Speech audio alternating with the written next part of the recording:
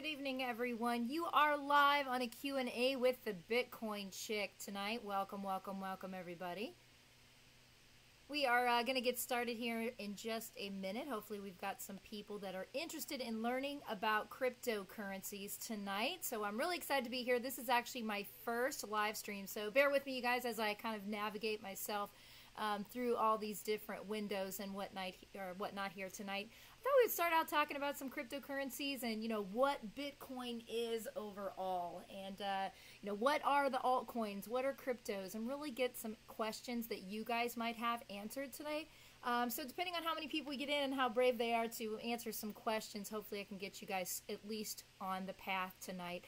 So I will go ahead and, kind of start talking about Bitcoin itself and cryptocurrencies. And if you guys have any questions, please type those, down into the live chat. I'll try to keep up with that as best I can. And the one thing I'll ask if you guys would do is to kind of keep the chat basically open for questions. That would really help me because I'm just by myself and I don't have a virtual assistant to help me out there.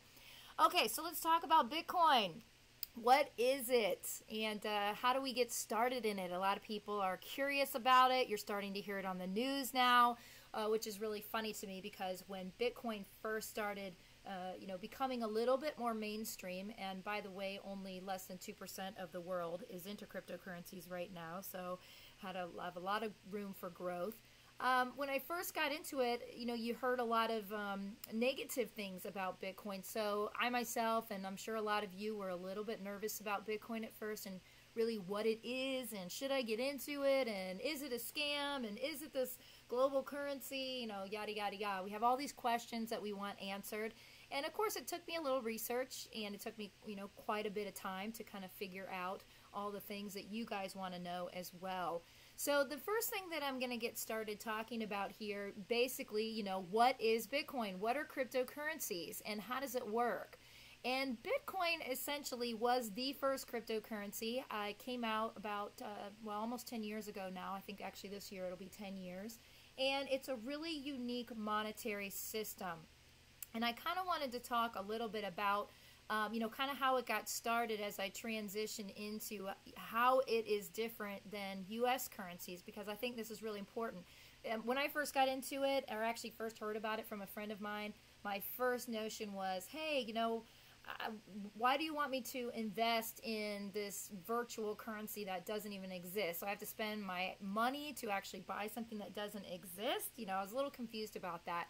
So hopefully I can clear up some of those things for you guys tonight. But Bitcoin, essentially, it is a cryptocurrency. It's an encrypted currency, and how it works, basically, and I've got some great videos that will go a little bit more in depth on my website, and there's a reference to it right down there below, bitcoinchick.moonfruit.com in the yellowish green font there. And there's a great video on there that says, what is Bitcoin? But essentially what Bitcoin is we all know that it's a digital currency of some sort. But what it does is it's created by verifying transactions. Okay, so if you're going to do a transaction on the blockchain, which I'll get into that in a little bit too, but basically let's just call it a network for now. So if you're going to do any type of transaction on a network, let's say that you are going to send someone money, right? Because that's what we do with money. We send it to other people or we pay bills or whatnot. So Bitcoin, if I'm going to send it to, my cousin down in South Florida or whatnot, I can actually take my app on my phone and send them money. So what happens is somebody has to verify all those transactions. And since Bitcoin doesn't have one central location anywhere like a bank does, it utilizes everyday people, their computer, that are all networked together in order to verify these transactions. The fastest computer or block of computers or group of computers called a pool, they will actually race in order to find that transaction and get paid for it. And what's really cool is, now it sounds kind of weird, like, oh, I'm going to be sending money transactions through everybody's computer, right? It is a public ledger. I'll get into that in just a minute. But how it works is when you send money, all of our computers that are networked together, there's a ton of layer of security. So if I send money to, my cousin, then my computer and someone else's computer and Joe's and Mike's and Tom's and Ralph's computer will all then verify that transaction. okay? And there's many more, right? You have a ton of computers that are verifying this transaction. And in the code, not one letter or character or number can be off. And if that block of information all goes through accurately, your transaction goes through. And that, when your computer is networked and verifying those transactions, the group of computers, or one computer, that solves that transaction first, right? Remember, computing is basically mathematics, so everything's equations. So whoever it is that solves that equation first gets paid in Bitcoin. So the work is already done, and the person that owns that computer gets paid for it. That's what Bitcoin is. So along with Bitcoin, we also have things called altcoins now. So people like the idea of Bitcoin, and they came out with their own types of coins. Now, the interesting thing about Bitcoin is that the developer of Bitcoin, a man named, well, we think his name is Satoshi Nakamoto. That may have been, an alias that he was using. We're not 100% sure. He basically kind of gave it as a gift to the world. He noticed that there were deficiencies in the banking system as we have it now, and so he decided to create a way that no one could cheat the system. And also, if you're familiar with how the U.S. dollar works, basically our money is printed when you go and get a loan. So every time you get a loan and you sign your name, they can print that amount of money. Okay, so what it's doing is it's promising to pay back that money in your future work. Okay, right? Like if you take out a mortgage for your house and you take out a 30-year loan on it, well, you're promising that next 30 years to go to work and pay for that house, right? Bitcoin, the work is already done. You've already done the work. Okay, so you kind of see how it's a little bit of a better system. You're not pledging your future work. You're not pledging your future hours that you could be home playing with your kids or throwing a ball in your backyard with them. It's work on the computer network that's already been done. So the digital currency, it's basically can never experience inflation.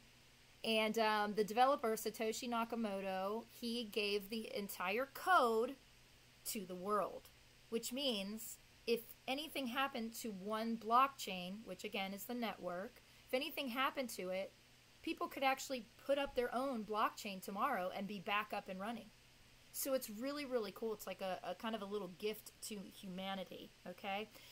We'll go into the blockchain a little tiny bit. I also have a great video on my website that says, what is the blockchain? Just follow that link. By the way, I do have a new website launching here pretty soon. We're just kind of tweaking the last minute things on it, and it'll be up and running.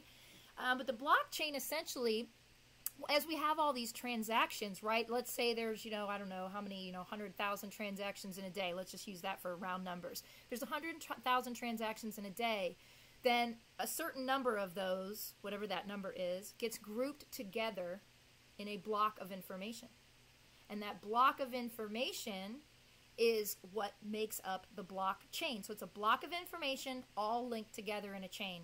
And it just keeps building upon itself. So Bitcoin is really, really unique technology. It's the first time in our history that we've ever had any options to the banking system. And if you know anything about banking and fractional reserve lending, if everyone were to go and withdraw 3% of their money today, the banks would collapse. So basically, your money is digital. Anyway, a lot of people aren't aware of that, but try going and, I went to purchase a large item cash one time, and I went to my bank to withdraw it, and they didn't have enough money for me to pull out. So when you start asking these questions of how it works, you understand why Bitcoin is a far better system. I also recommend to everybody to read the Bitcoin white paper. Just Google that. It'll bring it up. And you can see where Satoshi Nakamoto's mindset was going when he developed Bitcoin and the blockchain. It's really, really phenomenal technology. So that's a little bit about Bitcoin and how it works. And again, I recommend that video just to kind of give you guys a little bit thicker visual of it. So Bitcoin, when you open when you go to get Bitcoin, the first thing you need is a Bitcoin wallet.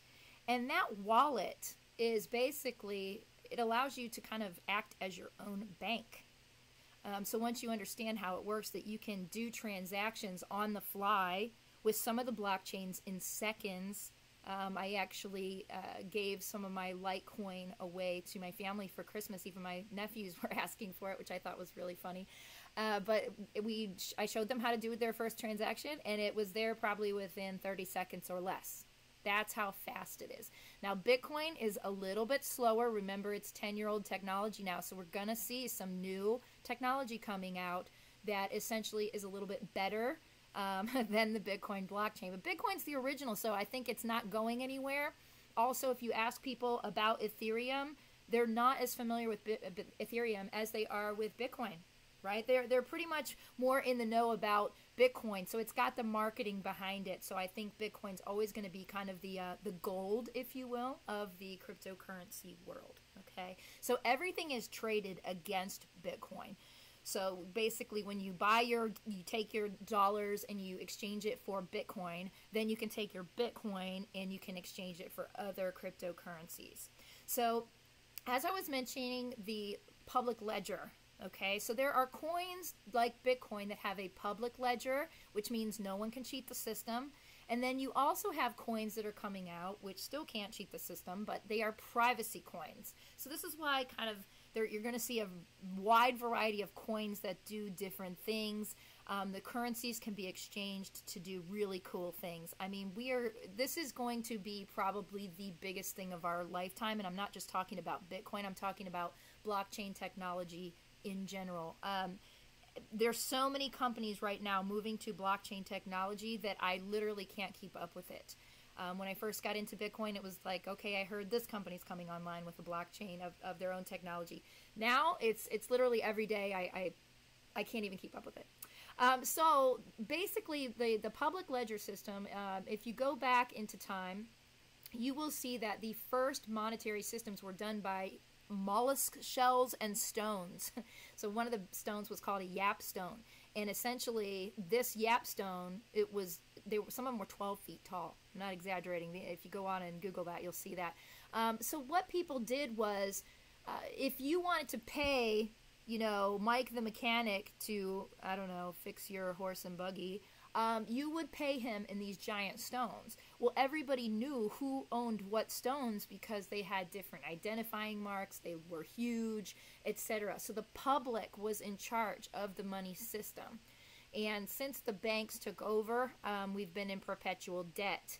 And so essentially, Bitcoin is not a debt-based system, and that is why it is vastly improved over our monetary system.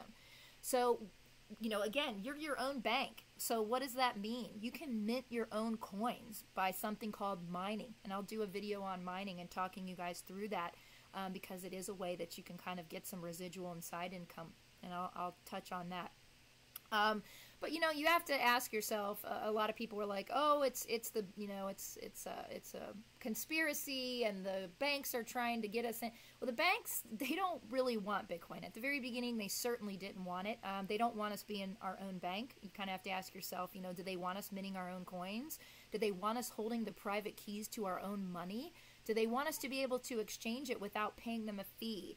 Bitcoin, alternative coins, and cryptocurrencies all allow you to do this, guys. So this is really, really big. Another really cool thing about Bitcoin is no one person or corporation actually owns Bitcoin. So it's owned by the people, and that's what's really, really cool about it. Now, there are some currencies coming out that are centralized currencies. Centralized means there's one central authority of that currency, like the Federal Reserve owns the US dollar, for example. That's called a centralized platform. Bitcoin is a decentralized platform, or most of the coins are, which means that no one particular person or corporation owns it, the people do. So again, would the banks want us really doing that? Not so much. So they developed their own, they came out with their own idea. They came out with their own coin. Yahoo Finance just had an article on 75 banks came on with the Ripple blockchain.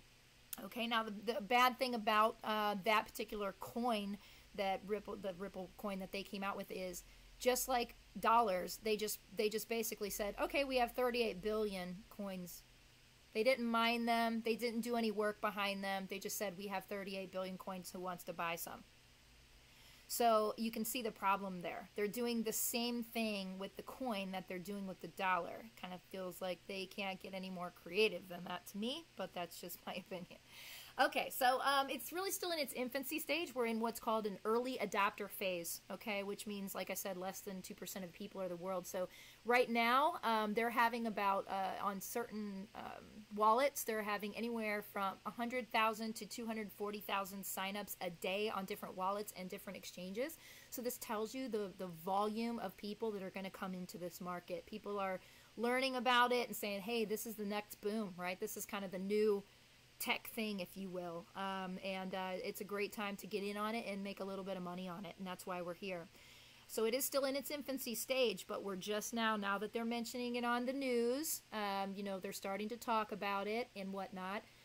In fact, speaking of the news, they did a tutorial on CNN, excuse me, of how to buy Ripple.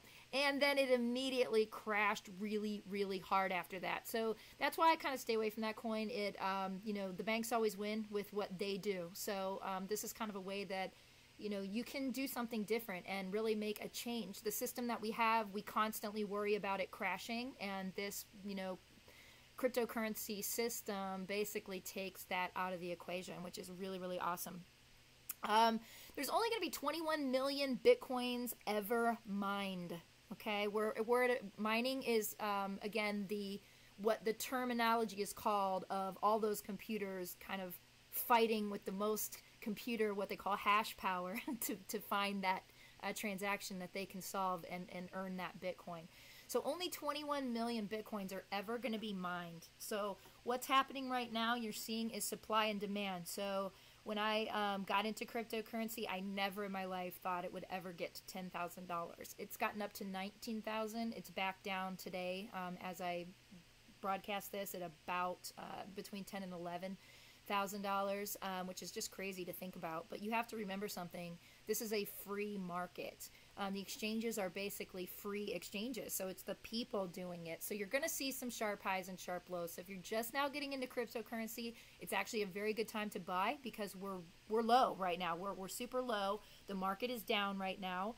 I do see in the charts and volume levels where, you know, our multimillionaires and our big, what we call whales out there, are trying to kind of, quote unquote, control the market a little bit. With dumping a bunch of money in, and then as soon as it shoots up a little bit, pulling a huge amount down, which of course is going to, you know, crash it down a little bit. So it is volatile. You do need to realize that and also be prepared for that. So I kind of have my rules of getting into cryptocurrency, which my number one rule is never invest more than you can afford to lose.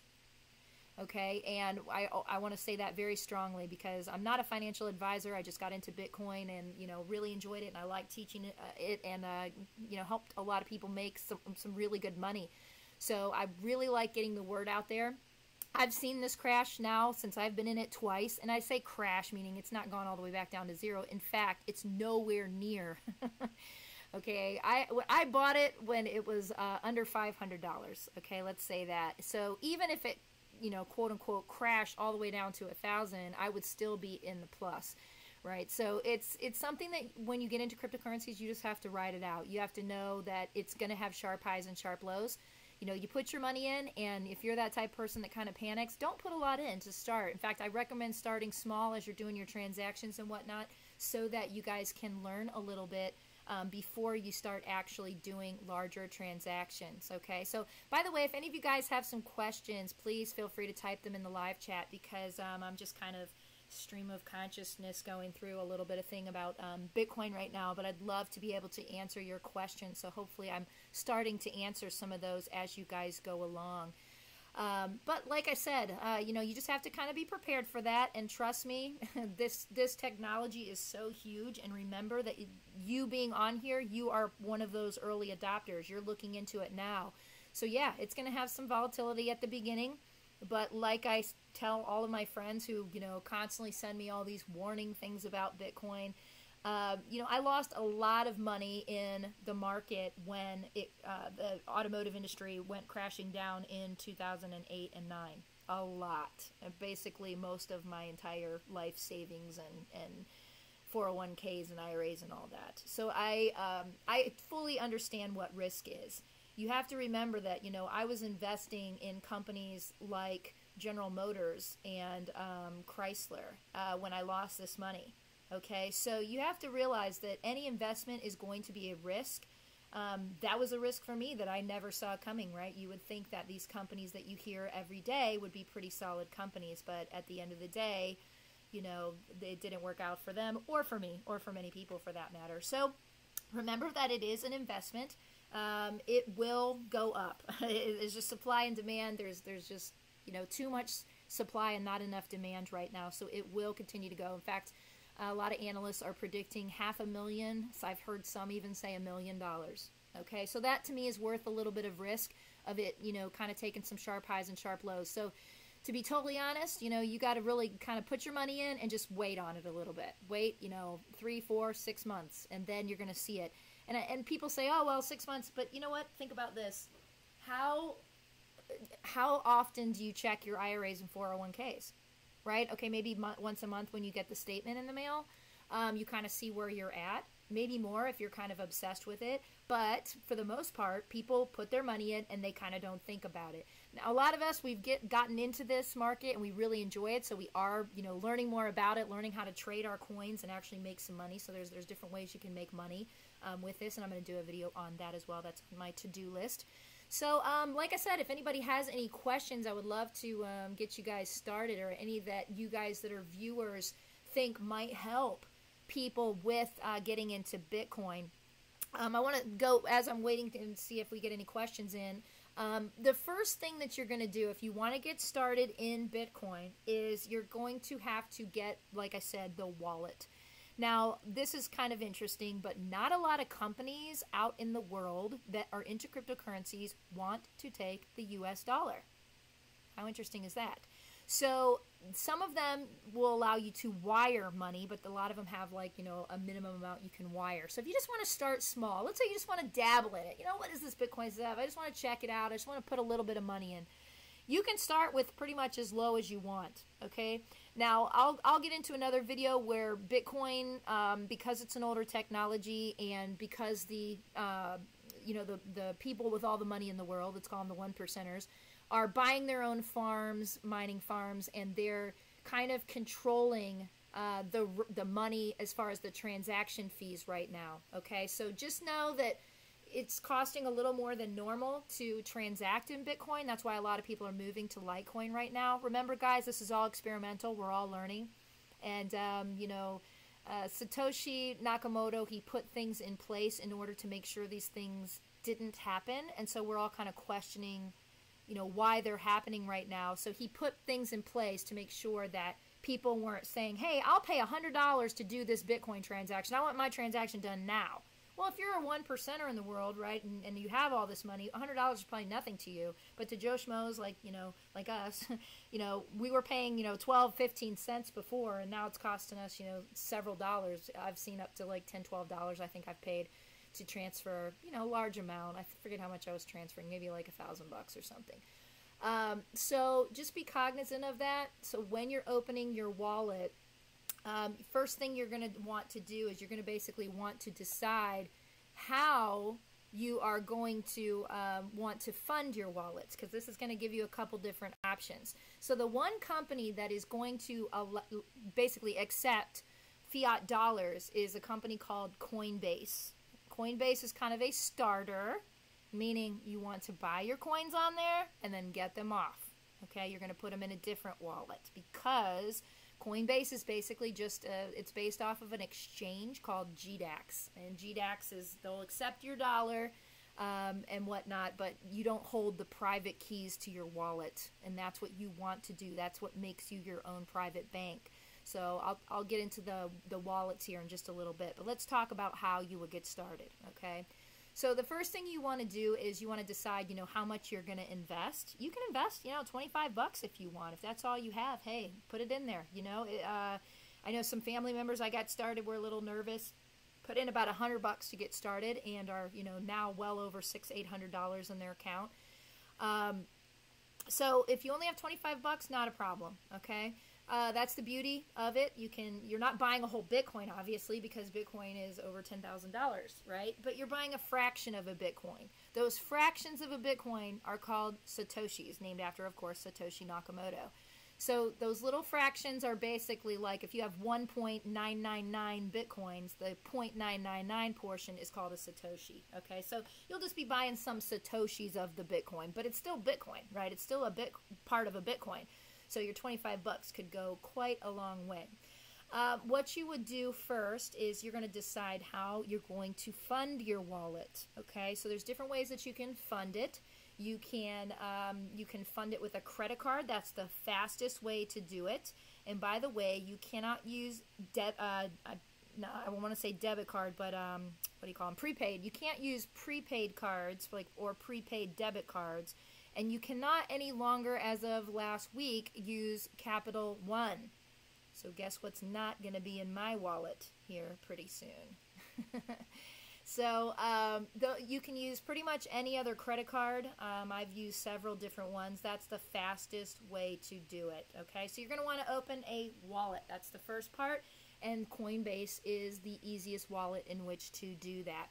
So pardon me, the next thing we're going to have to do is decide, again, are we using a credit card? Okay, that's the fastest way to credit your account. The option 2 is going to be, of course, attaching a bank account to your Coinbase wallet. It works just similar to PayPal. Okay, so if you've ever set up a PayPal account, it's going to work the same way. You go in and it'll say, what account do you want to attach this to? And you have the option of a bank account or a credit card. So with your credit card, the pro is that it happens, right away. Okay, they are going to make you verify 2 small amounts. They put in like $1.17 and $1.12 or something like that. You have to go in and verify it, and then they'll put your Bitcoin into your account, and you're set to go. Okay, so that's the easiest part, or the pro about the credit card. But the con is, you can't take it back out that way, right? If you need to cash out for any reason. So the bank account would be your next option. So the con of the bank account is that it takes longer. It takes, for whatever reason, the banks have several layers of, security measures there, and they go through quite a rigorous thing. I think it actually took me like 7 business days to open it with a bank account. But again, the pro is you will be able to cash out then. Right? So if you put $100 in and it grows to $1,000 by the end of the year and you want to cash that out, then, you certainly can do that by hitting your sell button, and it will transfer it right back into your bank account. So it makes it a little bit more convenient. Which brings me to my next point. A lot of people first will ask, well, how do you get it out? How do you cash it out? Well, I just explained the first way. The other 2 ways are a Bitcoin ATM. And also you have the option now of Bitcoin or Litecoin debit cards, which is really, really cool, right? Now we're going to be able to spend it just like cash. So there's some Bitcoin debit cards out there. I do personally know someone that's in our Facebook group who has the BitPay card. I know that you do have to fund it with a minimum of $100 to be able to cash it, but I think that's kind of the only negative. Sometimes it takes a while for the transactions to go through because Bitcoin network, the blockchain, is bogged down right now, okay? Because so many people are getting into cryptos. And again, remember, this thing is 10 years old. So hence why all these new coins are coming out, being better, faster, smarter systems, all right? So that's how you would get it out. So if you need to cash out, all right? So I do have on my website at thebitcoinchick.moonfruit.com on my wallet page. So you go to start here, and it'll take you kind of through the wallets, what you need to decide, how you get started, what you're going to need, okay? And so I give a little list there of everything that you're going to need and a bunch of little notes on there. So it's like a little tutorial, okay? If you do go the bank account route, just a word to the wise, I actually opened a secondary account because I just, I wasn't really sure at the time that I got into Bitcoin, like, okay, can someone, if they hack my wallet or something, can they get into my bank account? That's a very viable question, right? So you can open, if I were you, I would open a second one and then use that for your transfers. I transfer mine over, from another account right on my phone, and then I can transfer that right into into my Coinbase account, or exactly the same way I just said, but opposite, so I can cash out if I want to. Okay, so that is kind of one pro of putting your bank account up. But some people don't have bank accounts, so you can do that with a with a credit card. I did have a video on different ways to buy Bitcoin in case you don't have a debit card, you don't have a credit card, you don't have a bank account, all those things. Sometimes, hey, that's just how it is, right? You have challenges in life. Hey, Bitcoin doesn't judge, okay? So what it does is there's a website called localbitcoins.com, and you can actually buy them from people. Another way I recommend is to go to Bitcoin meetups in your city, and you can actually, exchange with people right there if you want to. So there's different ways to get around it. I know there's another one. I'm investigating some new ones, so I'll probably update my video. Like, I know one way is through a website called escrow.com, where you transfer your money in there, and then as soon as the person gets that, then they have to release the Bitcoin, and everything's based on a rating system, which is nice. So you'll know who you're doing business with and how many people have done a little transaction with them. So it's really cool. And I really believe that this is kind of the way of the future. We'll probably be able to sign into a different type of website or account and exchange person to person. I'm not even sure these exchanges are going to last too long with as fast as the technology is changing, but we'll see. That's just my speculation. Okay, so we mentioned the credit cards, no debit cards, no Capital One. The last option is going to be money wiring. Okay, so if you want to wire some money into account, you can do that. Now, typically, this is for people who, maybe they're wiring in $10,000, and of course, I don't really recommend doing that for your first transaction. Number one, you're going to raise a bunch of red flags with your bank, and they're going to come at you like you're a daggone criminal, okay? So I've heard a good friend of mine that did that. So you kind of want to, again, start small and work your way up. Now, Coinbase has limitations when you first open your account, your wallet, if you will. So you're going to notice that it tells you can only buy a certain amount at first. And again, Bitcoin is kind of, and these networks are based on just like Amazon, you rate the sellers based on doing good transactions. That's the same way that the blockchain works, okay? So the better you do business, the higher ratings you're going to be, the more money you're going to be able to transfer, the more kind of quote-unquote freedom you're going to have within that system. Now, if you are itching to go in and, while we're talking, start your wallet, here's just a little incentive for you guys, for both of us. In the description box, in the links, there's a link to a Coinbase referral code.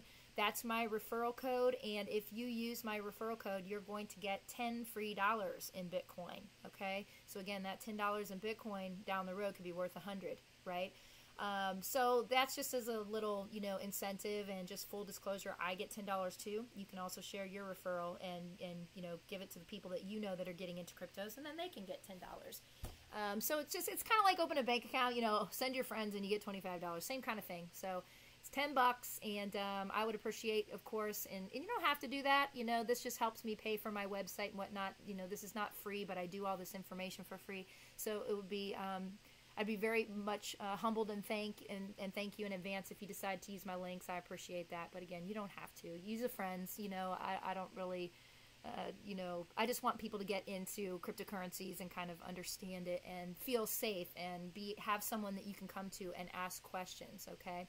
So that's how you're going to get into it, all right? So I'm going to take you guys over. I know I've just been kind of sitting on this screen here, so I'm going to go to a live view. First of all, I'm going to check and make sure we don't have any questions in there. No live questions. Okay, so I hope I covered what you guys are going to ask, and we'll do another live Q&A where I will refer you to this video first, and then you can just kind of ask your questions, and we'll just do Q&A with more people if you guys want. Or feel free in the Facebook group, if you want to send me your questions, you can do that, or leave them here, and we'll try to answer as many as we can in the comments box, okay, for you guys. So I do thank you guys for your time today, and I appreciate you coming in. Okay, so let me set this up here, and I'm just going to go through a couple screens here, but give me 1 minute because I have this new software, and I'm not super fast with it yet, as you guys can probably tell. Okay, let me move this out of the way. So this is my current website. Again, we have a new one coming out. It's super nice, and I'm really, really excited about it. Anyway, so here's that video I was talking about. and go to Get Started Now or Start Here, okay? And that's going to take you through all the detailed information that I was just talking to you guys about, okay? So just kind of take yourself through there. It's got, talks about your wallet, where to start. Also reminds you that after you buy your coins on Coinbase, you're going to want to put those in a different wallet, okay? And I'll probably do a little bit videos on a little bit more in depth on wallets as well. One more page here. Let me go to Coinbase. Okay, so here's the Coinbase website, and if you take my link from the description box, it's going to send you to this page, and you're basically just going to go to sign up, okay? So just sign up under there, and like I said, you should see your $10 probably within the week, as long as your account's set up, and like I said, just give it a little time. The Bitcoin network is a little bit behind right now. It's a little bit lagging. So again, just make sure that you guys give that your time. So I hope that helps you guys get started and takes you guys through a little bit here of what you need to do first. And the first thing is getting that wallet. And I'll probably do another little video here. The only reason I haven't made one yet is because I don't have a dummy account on Coinbase, and obviously I don't want to put out there on the internet, what my wallets have in them. That's not very smart. So I'm not going to actually be doing that on my own personal wallet, but maybe I'll do a walkthrough, like a mock wallet setup, and show you guys how to do that. But that's where you want to begin. And it's pretty simple to use. I do know some people do have tutorials out there if you're kind of itching to get started. But essentially, once you get that set up, you can set it up. It's a little easier if you set it up on your computer first, and then download the app and sign in with the app. That's just my recommendation. That way, your information's already in there. But you can do the whole process right on your phone. You don't need to do it on your computer, okay?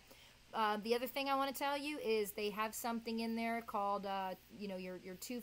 Actually, I'm trying to remember if they have two-factor on. But just make sure you put all the security possibilities you can on your account, okay? You're going to want to password protect it in case you lose your phone, right? Because that's an open account right to your Coinbase account, right to your Bitcoin account, right? Which is valuable.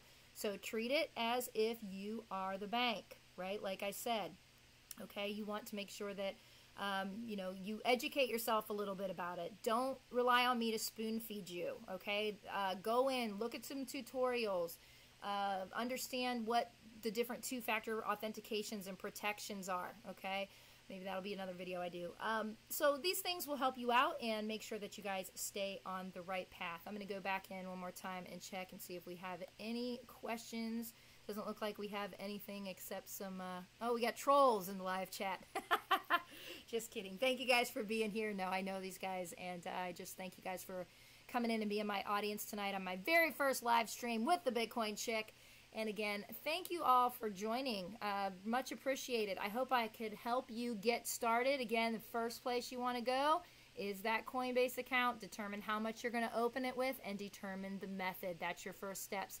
And you're welcome to request to join my Bitcoin Chick Facebook group. And we have a lot of newbies in there and also some people that have been in it for over a year now, so they can kind of help answer questions when I'm not always available.